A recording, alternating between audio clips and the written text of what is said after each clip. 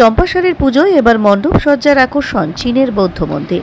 শিলিগুড়ি চম্পাশাড়ি জাতীয় শক্তি সংঘ পাঠাগার ক্লাবের দুর্গাপুজো অনুষ্ঠিত হয় চম্পাশাড়ির শ্রীগুরু বিদ্যা মন্দিরের মাঠে। সেই মাঠে বিরাট পুজো মণ্ডপ দর্শনের সঙ্গে সঙ্গে বহু দর্শনার্থী মেলায় সামিল হন। পুজো উপলক্ষে সেখানে মেলাও বসে। বহু মানুষের ভিড় পুজোর কটা দিন সেখানে উপচে পড়ে। এবারও সেই ক্লাব দেবী দুর্গার আরাধনায় ব্রতী হয়েছে। এবার সেই ক্লাবে চীনের একটি বৌদ্ধ মন্দিরের অনুকরণে তৈরি হচ্ছে পুজো মণ্ডপ। পুজোর কটা দিন সেখানে ভিড় ও নিরাপত্তা সামলানোর জন্য পুলিশের পাশাপাশি ক্লাবের তরফে নিরাপত্তা রক্ষীও নামানো হচ্ছে। থাকবে মহিলা নিরাপত্তা রক্ষী বা মহিলা স্বেচ্ছাসেবীও। ক্লাবের স্বেচ্ছাসেবীরা তো থাকছেনই। ওই ক্লাবের সভাপতি তথা ওয়ার্ড কাউন্সিলর দিলীপ বর্মন জানিয়েছেন, যেসব বিশেষ চাহিদা সম্পন্ন লোকজন সেখানে প্রতিমা দর্শনে যাবেন তাদের জন্য হুইল চেয়ারের বন্দোবস্তও থাকছে। প্রতিমা দর্শন করার জন্য বিশেষ চাহিদা সম্পন্নরা ক্লাব চত্বর থেকে হুইল চেয়ারে চেপে প্রতিমা ও মণ্ডপ দর্শনে যেতে পারে। সব মিলিয়ে দর্শনার্থীদের কথা চিন্তা করেছে এই ক্লাব। সকলকে নিয়ম শৃঙ্খলা মেনে প্রতিমা দর্শন করার জন্য আবেদন জানিয়েছেন দিলীপ বাবু।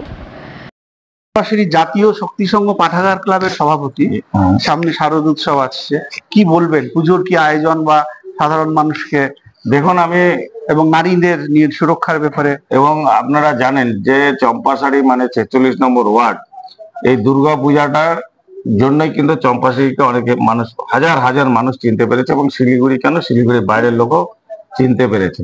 তো আমি এই ক্লাবের প্রেসিডেন্ট, এটা তো একটা সৌভাগ্যের ব্যাপার। এই এলাকার মানুষ আমাকে ভালোবাসেন এবং ক্লাবের দায়িত্ব নিয়ে আমাদেরকে কাজ করতে হয়। এবং আমাদের যিনি সেক্রেটারি আছেন, কেশিয়ার আছেন, খুব দক্ষ, এবং তারা এত সুন্দর কাজ করেন যাতে আমার কাজটাও একটু হালকার দিকে।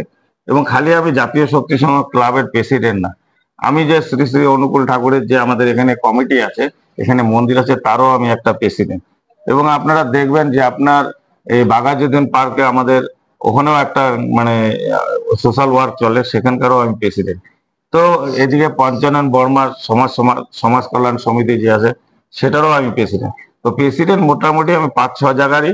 তার সাথে সাথে আমাকে ক্লাবটাকে বিশেষ করে উপরে ধরে রাখতে হচ্ছে যে এই ক্লাবের মাধ্যম দিয়ে কিন্তু আমার প্রচুর নাম মানে ছড়িয়ে আছে। তো আজ যেহেতু এই ক্লাবটা নিজের হাত দিয়ে তৈরি করা, তো কাজে এটাকে তো ধরুন একটা বাচ্চাকে লালন পালন করতে গেলে যতখানি কষ্ট করা দরকার, এই ক্লাবের জন্য কিন্তু আমরা সেইভাবে কষ্ট করে আজকে ক্লাবটা একটা শিলিগুড়ির মধ্যে একটা জায়গায় এসে পৌঁছেছে। এবং এখানকার যেটা থিম হচ্ছে দুর্গাপুজোর, সেটা হচ্ছে আপনার চায়নার একটা আপনার বুদ্ধিস্ট টেম্পল আছে, সেটার অনুকরণে এখানে মানে আমরা এই প্যান্ডেলটা করছি। আশা রাখবো শিলিগুড়ির দর্শকদের কাছেও আমাদের আবেদন থাকবে যে আসুন, আপনারা আমাদের এই উৎসবকে সুন্দর করে উঠান এবং শৃঙ্খল ভাবে উঠান। এবং এখানে যেখানে ধরুন আজকে ভারতবর্ষে নানান জায়গায় নানান ধরনের নারীর প্রতি যে নির্যাতন যেটা হচ্ছে, আমরা সেদিকে আমরা সতর্ক। এবং সেই জন্য আমরা কিন্তু 46 নম্বর ওয়ার্ডে আমরা যে জাতীয় শক্তি সংঘ ক্লাবের প্রেসিডেন্ট হিসেবে আমি বলছি যে আমরা এখানে সিকিউরিটিটা, যেমন পুলিশ প্রশাসন থাকেন, তার সাথে সাথে কিন্তু আমাদের 70 থেকে 80 জন আমরা সিকিউরিটি রাখি।